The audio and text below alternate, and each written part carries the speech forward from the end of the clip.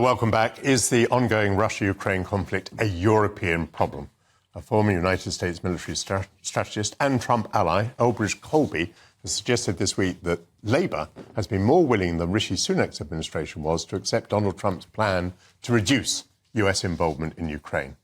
Colby argues that the United States has to deal with the threat from China and that Britain should adopt a Britain-first approach to defence and security. Colby denounced David Cameron for haranguing the United States for more money, while Britain spends relatively small amounts itself on supplies to Ukraine. To discuss the future of Western policy on Ukraine, I'm joined now by the former Deputy Chief of the Defence Staff, Lieutenant General Sir Simon Mayall. Simon. Hi, good morning, Michael. Welcome. What do you make of this? What do you make of the UK's policy towards Ukraine at the moment? How sustainable is it, both from the point of view that we're running down supplies and that we may look forward to a change of administration in the United States? Yeah, well, Colby's made some interesting points there. I think it's ridiculous for him to say it's a European problem as if it's not a threat to democratic, liberal states all across the world, and the linkage between Putin's success and what Iran is doing and what China's doing, etc. But he has a case which has been made by the Americans all the way back, both about European nations in general, and not necessarily Britain in particular, but European nations, about not stepping up to address problems that are very much on our doorstep, for which our politicians should have been making much more provision. And there's no doubt about it, under the last government, of course, Labour has inherited this. We have run down our armed forces.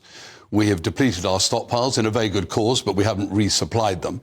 And it is really as important that if we're going to lock America in, and despite the siren voices of the French and the like occasionally on a European security, independent security identity, the key to defence of the Western world and what do you want to put, ideology or politics or style of life is very much the transatlantic link. And you'll remember it from your time as Defence Secretary, Michael, that transatlantic link, NATO, but quite understandably, Americans who don't see the European element, Britain among them, not picking up the tab and just cheering from the sidelines, will have a degree of cynicism. And so we've got to react to that with more than rhetoric.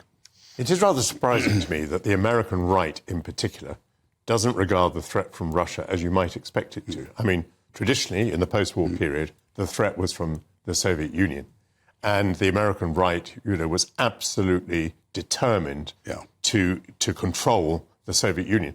It seems now that even though the threat is clear, I mean, Russia has invaded a neighbouring state. That is a clear threat. I perfectly understand that Trump might want to concern himself with China, but China hasn't yet invaded a neighbouring state, whereas Russia has. Yes. Where does the American right get this viewpoint from? I think we looked on the rise of China, I think, differently than the Americans did. It's more on their doorstep. They've always been, Pacific-leaning, Atlantic-leaning.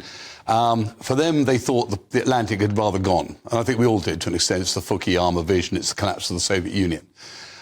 They also, to an extent, look on Russia as being a diminished power as a result of what it's doing in Ukraine. And you've seen the horrendous figures. They're talking about 70,000 casualties in the last 2 months. I have to say, the same size as the British Army. That'd be the equivalent of every man and woman killed or wounded in the British Army in the last 2 months. And they do see the rise of China as an existential threat. So they think it can be managed. I think the key about the American political establishment, not just the right, Democrat, Republican, was this confidence in the ideology that bound the liberal democracies together. But if you look geographically here and you're looking there as a threat, and here is Europe, it's quite easy, as you know, and you've dealt a lot with the Americans, to say, well, you're rich enough to be dealing with this. It is, inverted commas, your problem. We have always inclined to say it should be our problem, but like any our problem, it's got to be a shared problem and a shared response. Were you concerned, as I was the other day, there seemed to be a rather unfortunate incident where President Zelensky understood that he was going to be allowed to use British missiles to attack targets in Russia, said so publicly, and then the British government wrote back and said, oh no, there's been no change to the policy. The Storm Shadows that we have supplied are not to be used against Russia. I mean, firstly, making so public what are the conditions under which you supply weapons to a combatant seems to me most unfortunate.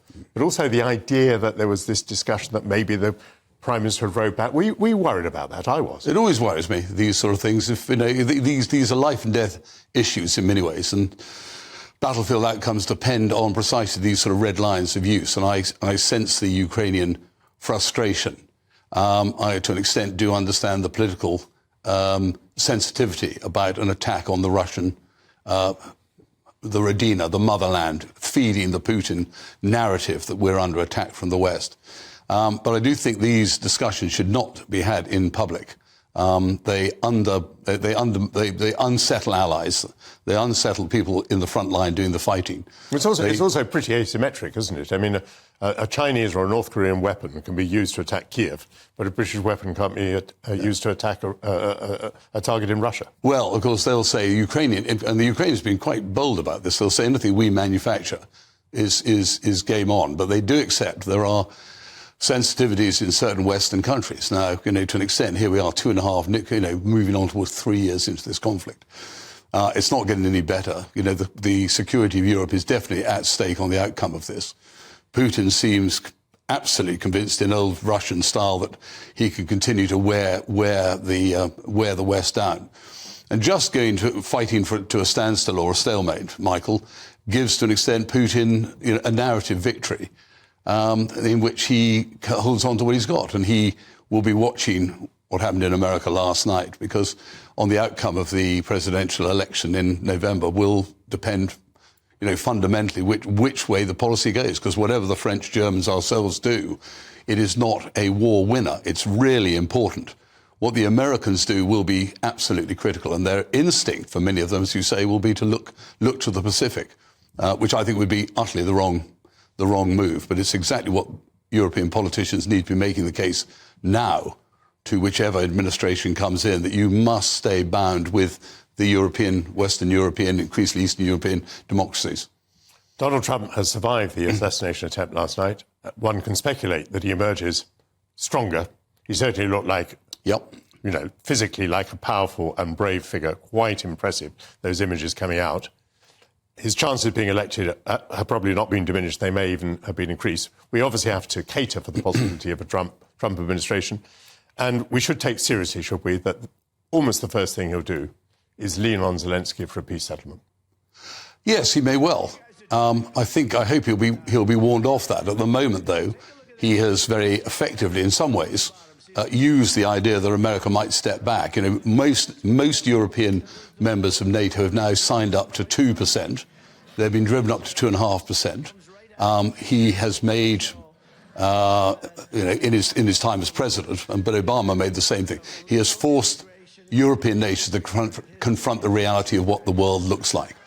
And the idea of bribing electorates with their own money on the basis of, social security benefits or the NHS, wider health systems, when the only place you can go for more money into defence is going to be those areas, I think it's been really important. And I think there really is a grown-up debate to be had. And were we to find ourselves a policy decision that America was stepping back, I hope not from NATO, but support for Ukraine, we could not in any short order fill in that gap. So we have got to be making the case to the Americans that Europe gets it. Europe understands the importance of the American underpinning of our security. Please stay engaged, but we must do our part and beyond rhetoric. Unfortunately, my experience of the Ministry of Defence, probably yours too, was that in a way it doesn't quite matter how much you spend, it's whether you spend it effectively or not. Yes. And I don't believe it is spent very effectively. I've been quite reluctant to call for greater defence spending because I think it is so poorly spent at the moment. We're just coming to the end, but you implied a moment ago that the missiles and other equipment, ammunition that we're supplying to Ukraine is not being replaced. Do you know that for a fact? Well, it has not been replaced at the speed it should have been. And again, you'll recall, Michael, that if you went on operations and expended ammunition, you instantly went to the Treasury and demanded that they resupply, because that was not in the core military budget. And my understanding is we've been very slow when we started using our stockpiles, which were largely for British consumption on British operations, to really open up the production lines for missiles and ammunition again. General, thank you very much. That's Sir Simon Mayall.